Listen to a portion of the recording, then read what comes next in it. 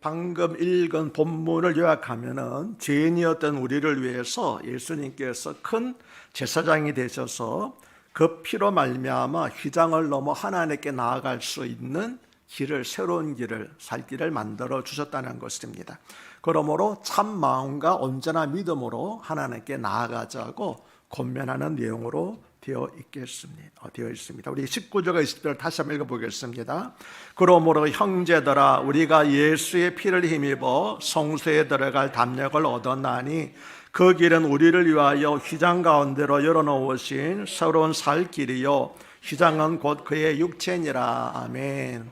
오늘 본문은 그러므로라고 시작하는데, 그러므로라고 하는 말은 잘 아시는 것처럼 앞에 있는 내용을 받는 접속사입니다. 그럼 어떤 내용을 받는 것일까요? 바로 앞에 있는 내용을 받는 것인다면은 예수님께서 한 번의 제사로 우리를 영원히 온전하게 해주시고 우리의 모든 죄를 사하여 주셨다는 것입니다. 그래서 다시 드릴 제사가 필요 없다라고 하는 것이 바로 앞에 있는 내용인데, 그렇지만 여기서 그러므로라고 하는 것은 바로 앞에 있는 내용을 받는 것이 아니라 지금까지 말했던 모든 내용을 받는 것으로 되어 있습니다. 왜냐하면은 이 히브리서가 크게 두 부분으로 되어 있는데 로마서처럼 딱 이렇게 구분되는 건 아니지만 대체로 보면은 이제 앞부분이 권면이고 또 교리고 뒷부분이 권면하는 내용으로 되어 있는데, 오늘 내용은 이제 앞부분에 있는 교리적인 설명이 거의 대충 끝나고 새롭게 이제 권면하는 시작이 되어 있기 때문에 그러므로라고 하는 말로 시작하고 있습니다. 그러니까 예수님께서 대제사장이 되시고 또한 희생 제물이 되셔서 새로운 언약의 시대를 우리에게 열어주셨다라고 하는 전체적인 내용을 받으면서 시작하고 있습니다. 구약의 성막에는 성소와 지성소가 휘장으로 가로막혀 있었기 때문에 아무도 그 지성소 안을 들여다볼 수가 없었지요. 이 지성소는 아무나 들어가지 못했고 오직 대제사장만이 그것도 1년에 한 번 대속죄일에 들어갈 수가 있었습니다. 성소와 지성소를 구분짓는 휘장은 가벼운 커튼 같은 것이어서 우리가 밀치면 밀쳐지는 것이 아니라 매우 크고 두꺼운 천이었습니다. 그 휘장은 길이가 약 22m였고 넓이는 약 11m, 두께가 약 10cm 정도 되었기 때문에 사람이 힘으로 민다고 해가지고 간단히 열리는 게 아니었습니다. 휘장을 처음에 만들어서 달기 위해서는 깨끗한 물에 한번 넣었다가 꺼내서 성소로 옮겨야 됐는데 그것이 얼마나 무거웠는지 당시에 제사장 300명이 동원되어 가지고 휘장을 옮겨서 달았다고 하는 그런 이야기가 전해져 어려울 만큼 두꺼운 휘장이었습니다. 뭘 말하고 있습니까? 이거는 사람의 힘으로는 도저히 찢을 수 없는 것이었고 짐승을 동원한다 할지라도 찢어지지 않는 그런 휘장이었다는 것을 우리에게 암시하고 있습니다. 따라서 이러한 두꺼운 휘장이 위에서부터 아래로 자연적으로 찢어질 가능성은 전혀 있을 수가 없다라고 하는 것을 말하고 있는 것이지요. 그러므로 예수님께서 십자가에 못 박혀 숨을 거두실 때 성소의 휘장이 위로부터 아래로 찢어 두리었다고 하는 것은 유대인들에게 있어서, 우리에게 있어서는 뭐 그런가 보다 하지만 이 휘장이 어떤 것인지 알고 있는 유대인들에게 있어서는 엄청나게 놀라운 사실일 것입니다. 모두 하는 말이 도대체 누가 들어가서 찢었지라고 하는 의문을 누구나 갖게 되었을 것입니다. 그러나 잘 아시는 것처럼 휘장의 높이가 이렇게 성전에 이렇게 그 성소가 5m 되거든요. 아무리 높이 뛴다 할지라도 그걸 알 수가 없었습니다. 그리고 그 아시는 것처럼 성소 안에는 의자란 게 없습니다. 왜냐하면 지난주에 우리가 살펴본 것처럼 항상 제사장들은 서서 봉사를 했잖아요. 의자가 없기 때문에 서서 봉사를 했기 때문에 의자도 없는데 의자를 밟고 올라가서 찢을 수도 없는 그런 상황이었기 때문에 이 소식을 유대인들은 전부 다 놀라실 것입니다. 도대체 어떻게 해서 그 두꺼운 휘장이 찢어졌을까라고 하는 거죠. 우리는 이제 성경을 통해서 하나님의 뜻을 알고 있지만 그 당시 유대인들에게는 엄청난 충격이었을 것입니다. 심지어 이를 보던 대제사장들도 하나님의 무서운 진노를 인하여서 그 안에서 죽기도 했습니다. 제가 잘못 중간에 빠졌네요. 그래서 오늘 본문은 바로 유대인들에게 있어서 휘장이 찢어진 사건은 엄청나게 놀라운 사건이었다는 것을 말씀으로 시작하고 있습니다. 19절은 우리가 예수님의 피를 힘입어서 성소에 들어갈 담력을 얻었다고 말씀하는데, 여기서 말하는 성소는 우리가 생각하는 지상에 있는 그 성소가 아니라 지성소를 가리켜 말합니다. 구약 성경을 보면 아무나 자기가 원한다고 해서 지성소에 들어갈 수가 없었지요. 왜냐하면 지성소에 들어가면 하나님의 진노로 말미암아 죽게 되었기 때문입니다. 심지어 이를 보던 대제사장들도 하나님의 무서운 진노를 인하여서 그 안에서 죽기도 했습니다. 실제로 누가 죽었는가 하는 기록은 없지만 죽을 가능성이 얼마나 있었죠. 그래서 대제사장이 속죄일에 들어갈 때 어떻게 했습니까? 금방울을 다리에 달고 그리고 허리에 끈을 달아가지고 이렇게 들어가지 않았습니까? 왜요? 금방울이 딸랑딸랑 소리가 나면은 이 사람이 살아서 움직이고 있구나 라고 이제 생각하고 있다가, 만약에 금방울 소리가 중단되면은 이 하나님의 진노를 받아가지고 죽었구나. 그런데 들어가면 자기들도 죽으니까 허리에 끈을 매달았잖아요. 그래서 끈을 잡아당겨가지고 이제 갈 정도로, 그렇게 해서 하나님의 지성소에 들어간다는 것은 대제사장들에게도 굉장히 두렵고 그리고 긴장할 수밖에 없는 그런 일이었다는 거죠. 그런데 이제 우리는 옛날에 대제사장들도 지소에 들어가는 것을 그렇게 두려워하면서 떨리면서 들어갔지만 우리는 아무런 두려움 없이 담대하게 들어갈 수 있게 되었다고 말하는 것이 오늘 말씀인 것입니다. 우리는 예수님의 피를 힘입어서 지성소에 담대하게 들어갈 수 있습니다. 담대하게 들어갔다고 하는 것은 자신 있게 들어간다는 뜻이지요. 왜 자신이 있습니까? 예수님께서 우리의 죄를 다 씻어주셨기 때문입니다. 앞서 언급한 대로 구약시대에는 아무나 지성소에 들어갈 수 없었고 오직 한 사람만이, 누가요? 대제사장만이 오직 하루만이, 언제요? 대속죄에만 들어갈 수 있었는데, 그나마도 지성소에 들어갈 때 빈손으로 들어갈 수 없었고 항상 어떻게 해요?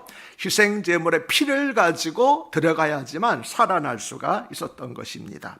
그러나 우리는 새로운 대제사장이 되시는 예수님의 피를 가지고, 옛날 희생제물의 피를 가지고 들어갔지만 우리는 예수님의 피를 가지고 들어가기 때문에 더욱 담대하게 두려움 없이 지성소에 들어갈 수 있습니다. 이것이 바로 우리가 예수님의 피를 힘입어서 성소에 들어갈 담력을 얻었다고 하시는 말씀의 의미인 것입니다.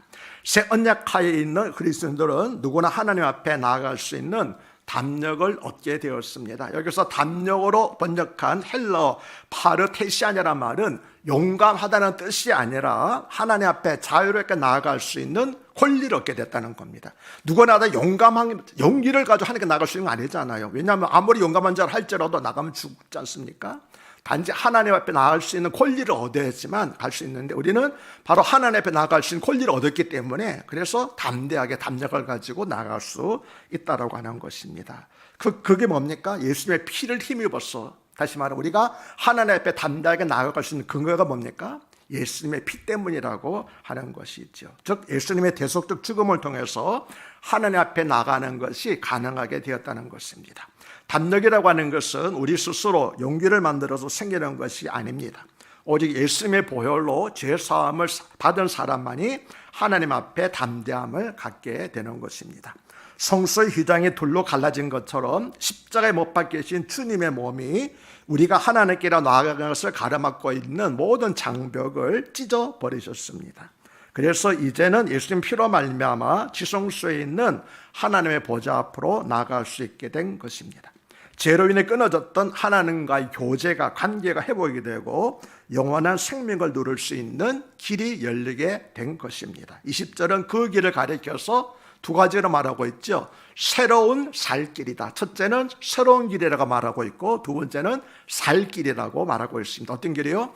예수님으로 말미암아 하나님께 나아갈 수 있는 그 길이 두 가지 면을 가지고 있다는 것. 첫째는 새로운 길이요, 두 번째는 살 길이라고 말씀하고 있습니다. 첫째로 그 길은 새로운 길입니다. 여기서 새로운 길이라는 것은 최근에 다시 만들어진 그런 길이라는 의미를 가지고 있습니다. 전에는 없었고 지금의 피로서 만들어진 그런 길이라는 뜻입니다. 어떤 점에서 새로운 길입니까?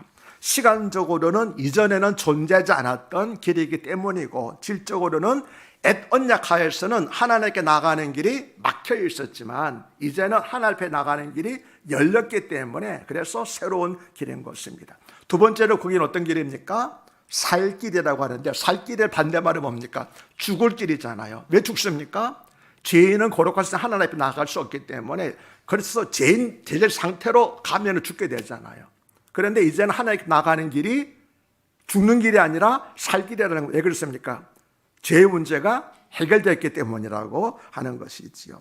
옛 언약에서 하나님께 나아가는 것이 곧 죽음을 의미했지만, 새 언약하에서는 하나님께 나아가는 것이 도리어 영원한 생명을 얻는 길이기 때문에 그래서 살 길이라고 말씀한 것입니다. 그래서 예수님께서는 요한복음 14장 6절에서 내가 곧 길이요 진리요 생명이니라고 말씀하셨습니다. 나로 말미암지 않고는 아버지께로 갈 자가 없다. 다시 말하면 예수님이 생명이기 때문에 나갈 수 있는 것이지, 예수님 아니면은 하나님 나가면은 죽게 된다는 것이지요. 또한 그 길은 휘장 가운데로 열어놓으신 길이었습니다. 휘장은 하나님께 자유롭게 나갈 수 없게 하는 장벽이었습니다. 그러나 하나님께 나가는 것을 가로막은 장벽이었던 그 휘장이 예수님께서 십자가에서 돌아가실 때 찢어졌으며, 그 결과 모든 그리스도인들은 주님께서 휘장 가운데로 열어놓으신 길을 통하여서 하나님 앞에 두려움 없이 담력을 가지고 담대하게 나아갈 수 있게 된 것입니다. 그런데 휘장은 곧 그의 육친이라고 말씀하시죠. 이렇게 말씀하시는 까닭은 성수의 휘장이 찢어질 때 동시에 다시 말하면 순서가 좀 바뀌었습니다. 예수님의 몸이 십자가에서 찢겨지실 때 성수의 휘장도 동시에 찢어졌기 때문에, 그래서 성수의 휘장은 곧 예수의 몸이라고 동시에 일어나는 사건이기 때문에 그렇게 말하고 있는 것입니다. 하나님을 만나기 위해서 반드시 넘어갈 장벽으로 여겨졌던 휘장이 예수님께서 십자가에 못 박혀 돌아가실 때 위로부터 아래로 찢어졌습니다. 예수님의 희생 제사를 받으신 하나님께서 이제는 이 휘장이 필요 없게 되었다고 친히 찢어버리신 것입니다. 그래서 성막과 성전의 시대는 끝나고 새로운 살 길이 우리에게 열리게 된 것입니다. 21절은 또 하나님의 집 다스리는 큰 대제사장의 계심이라고 말씀하는데, 여기서 큰 제사장은 예수님을 가리키는 것이겠지요. 예수님이 진정한 하나님의 하늘의 대제사장이신 것을 다시 한번 확인하고 있는 것입니다. 예수님은 하나님 우편에 앉으신 대제사장으로서 하나님의 집, 즉 하나님의 백성이 모인 공동체인 교회를 다스리고 계신다는 것입니다. 그러면 대제사장의 1차적인 역할이 무엇입니까? 그것은 희생제사를 통해서 백성들을 정결케 하는 것이 제사장, 대제사장들이 하는 가장 중요한 일이었습니다. 22절은 그 구체적인 방법을 말씀한 것인데, 우리가 마음의 뿌림을 받아 악한 양심으로부터 벗어나고 몸은 맑은 물로 씻음을 받았으니 참 마음과 온전한 믿음으로 하나님께 나아가자고 말씀합니다. 구약에서 제사장직을 온전히 수행하기 위해서는 제사장 스스로 거룩함과 정결함을 갖추어야만 했습니다.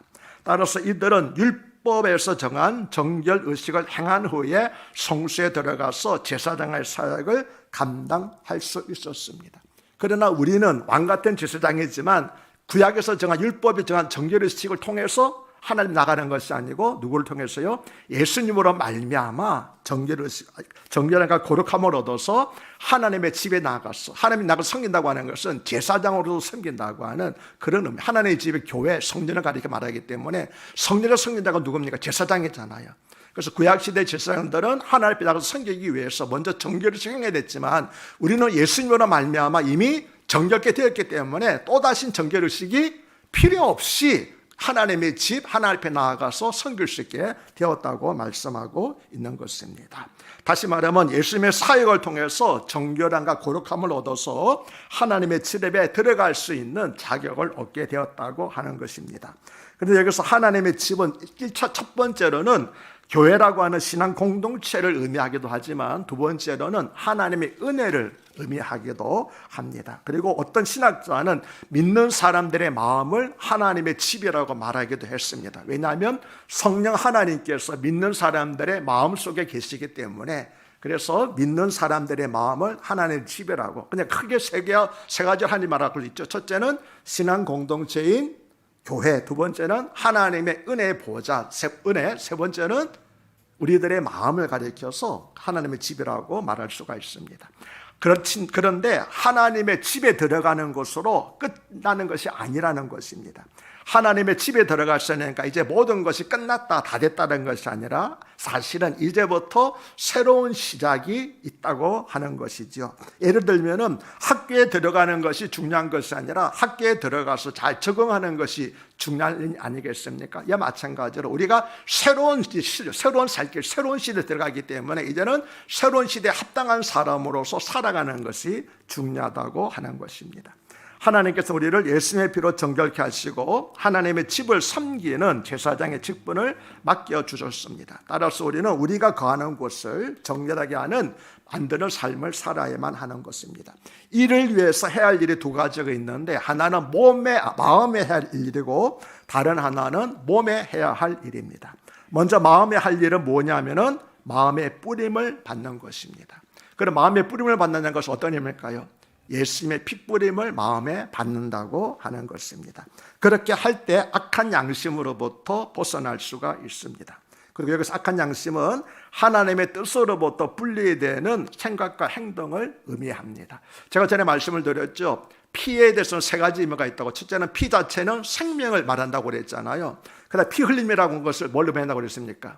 피 흘림은 죽음을 의미한다고 그랬습니다. 그러면 피 뿌림은 뭘로 의미한다고 그랬습니까?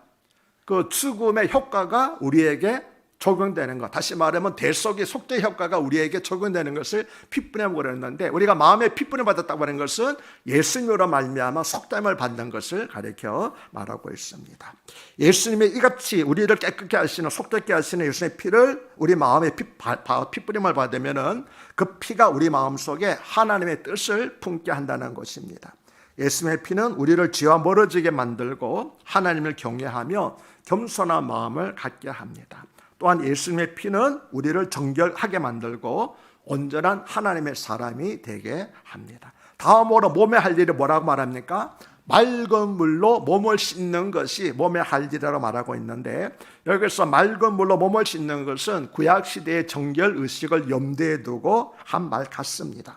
그러나 구약시대는 맑은 물이 외적인 몸을 깨끗하게 하는 정결의식에 사용되었지만, 여기서 맑은 물로 몸을 씻는 것은 우리가 받은 세례를 의미한다고 학자들은 그렇게 설명하고 있습니다. 다시 말하면 세례라고 하는 것은 단순히 어떤 의식으로 끝나는 것이 아니라 죄로 더럽혀진 우리의 몸과 악한 양심이 예수님의 피로 모두 깨끗하게 되었다고 하는 것을 하나님 앞에 고백하는 것, 그것이 바로 세례받는 것이라고 하는 것이지요. 다시 말하면 우리의 영혼은 예수님의 피로 자유함을 얻고 몸은 세례로 깨끗하게 씻음을 받은 사람들이 바로 우리 그리스도인들이라고 하는 것입니다. 그러면 이런 놀라운 은혜를 받은 우리들은 어떤 삶을 살아야 하는가 말하고 있지요. 어떤 삶을 살아야 됩니까? 참 마음과 온전한 믿음을 가지고 하나님 앞에 나아가야 한다고 말씀을 합니다. 여기서 참 마음은 예수님 안에서 새롭게 된 마음을 말합니다. 다시 말하면 어떤 일이든지 내 생각과 관점이 아니라 예수님의 생각으로, 예수님의 관점으로 바라보는 것, 이것을 가리켜서 참 마음이라고, 새 마음이라고 말하고 있고, 온전한 믿음은 입으로만 믿는 것이 아니라 전적으로 하나님만을 의지하는 것을 가리켜 말합니다.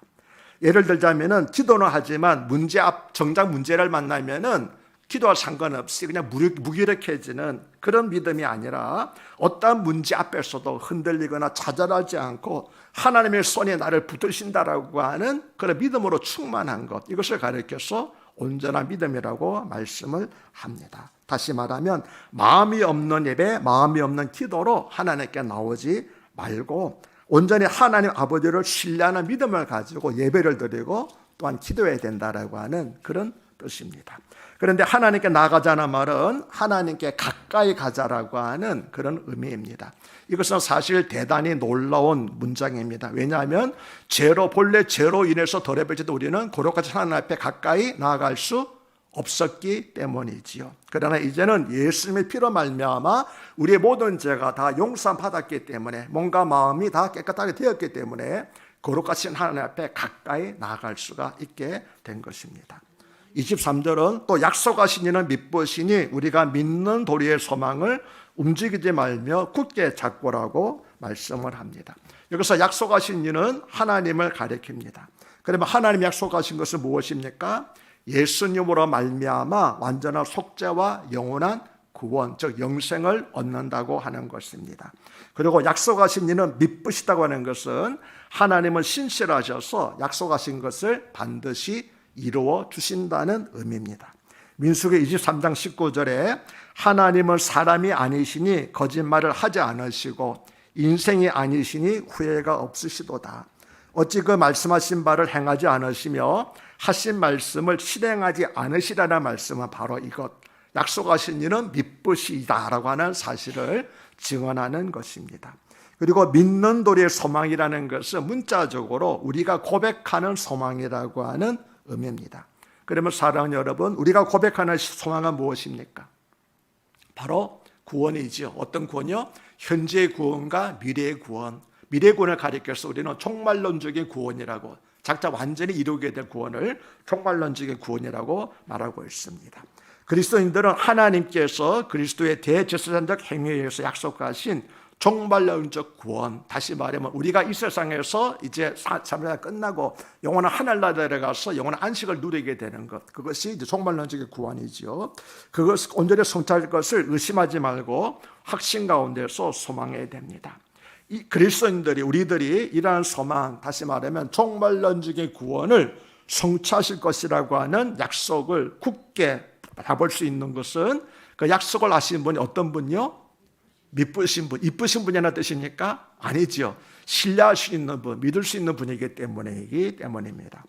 당시 초대교회 성도들은 세상이라고 하는 바다에서 신앙의 등대를 바라보면서 목적지로 나아가야 했는데, 세상의 풍랑과 여러 가지 어려움을 해서 방향을 잃거나 다른 유혹 등으로 인해서 다른 곳으로 항해를 하려고 하는 사람들이 생겨나고 있었습니다.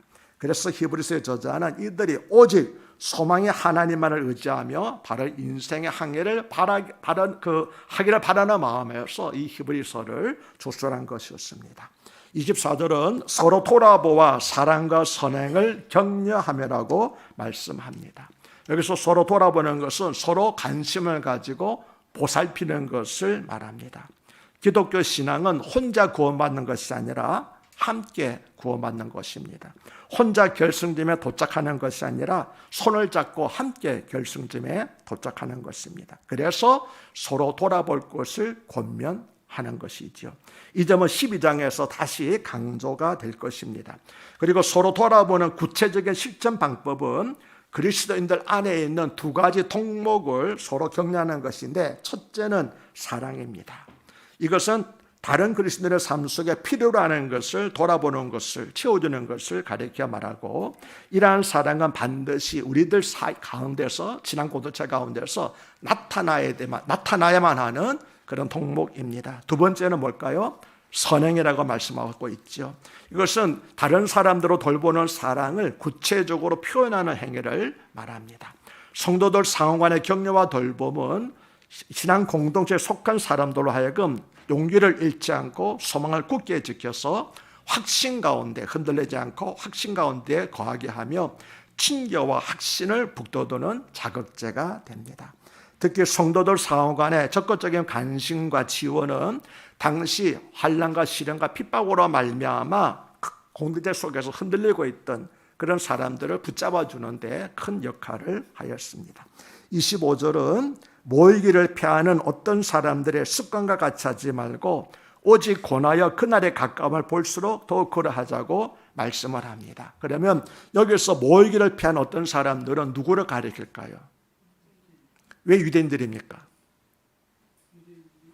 유대인들은 안식일에만 모였거든요. 다른 날에는 안 모이고, 그런데 그 당시 그리스도인들은 거의 매일 모였어요. 매일같이 예를 마치고 나면 모여서 예배드리고 이렇게 했는데, 유대인들은 야, 매일 모일 필요가 뭐 있느냐라고 빈정거렸다는 거죠. 그래서 뭐라고 하랍니까? 모이기를 피하는 어떤 사람들, 유대인들의 습관처럼 하지 말라, 그렇게 말합니다. 왜냐하면 유대인들은 안식일에만 해당을 모여서 예배를 드렸기 때문입니다.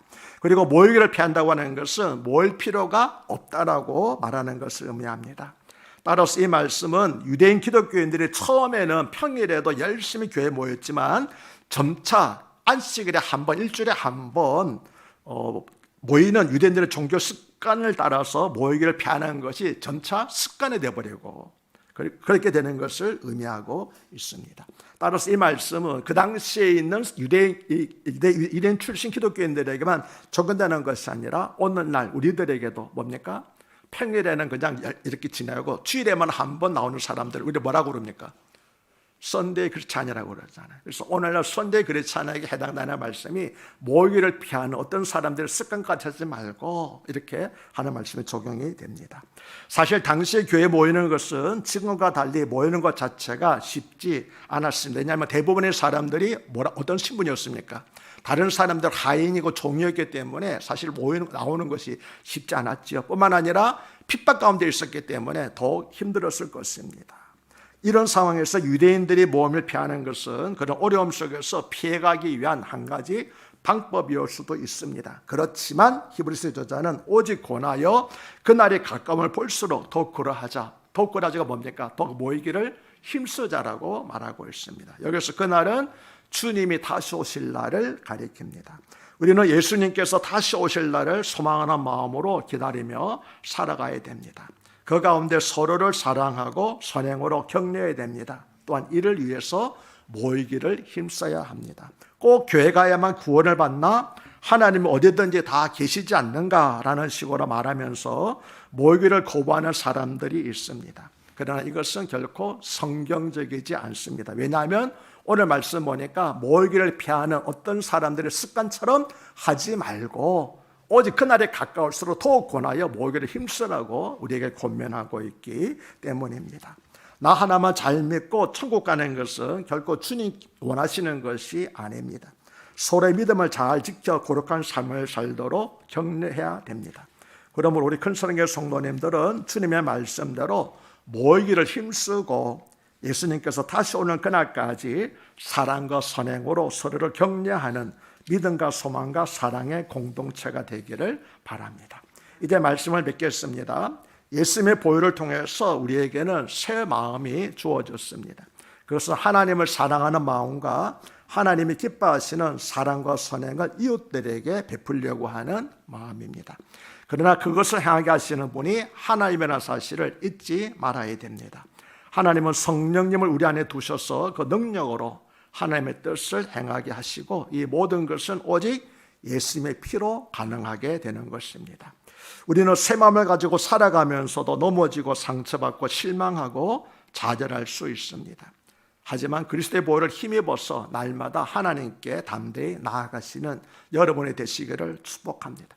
그럴 때 우리의 작은 믿음이 커지게 되어서 하나님의 큰 기쁨이 될 것입니다. 그러기 위해서 서로를 돌아보고 격려해야 됩니다. 활활 타오르는 창작불도 바깥에 내둬지면 불빛이 꺼져버리지만 꺼져가던 창작도 다시 불때문 속에 넘어가게 되면 타오르는 것과 똑같이 우리 서로가 사랑을 전해 격려할 때 식어지던 믿음도 회복되고 내 믿음조차도 도리어 회복되게 될 줄로 믿습니다. 신앙생활은 혼자 하는 것이 아니라 함께 하는 것이기 때문입니다. 또 말씀 있는 자리에 모이기를 싫어하거나 중단하지 말고 예배의 자리에 모이기를 힘쓰시는 여러분이 되시기를 바랍니다. 그래서 가정과 일터, 교회에서 서로 말씀으로 격려하고 주님이 오시는 그날까지 믿음과 소망과 사랑으로 최선을 다해서 주님을 기쁘게 해드리는 우리 큰사랑교회 성도님들이 되시기를 주의 이름으로 간절히 축복합니다. 믿으신 하나님 아버지, 십자가의 은혜로 인하여 저희가 하나님 앞에 나아갈 수 있도록 은혜를 베풀어 주셔서 감사드립니다. 또한 저희 안에 새로운 살 길을 열어주셔서 담대하게 주님을 힘입어 살게 하시니 감사합니다. 어떠한 고난과 문제가 있더라도 저희를 인도하시는 주님을, 믿으신 하나님을 의지하며 살아가게 하여 주시옵소서. 예수님의 보혈로 말미암아 날마다 새롭게 되고 새 마음으로 변화되어서 사랑과 선행을 할 뿐만 아니라 서로 사랑과 선행을 격려하는 우리 큰사랑교회 성도님들이 되게 하여 주셔서 우리 큰사랑교회 오기만 하면은 식어지던 믿음도 회복되는 뜨거운 믿음으로 바뀌는 그런 교회가 되게 하여 주시옵소서. 예수님 이름으로 간곡히 기도드리옵나이다. 아멘.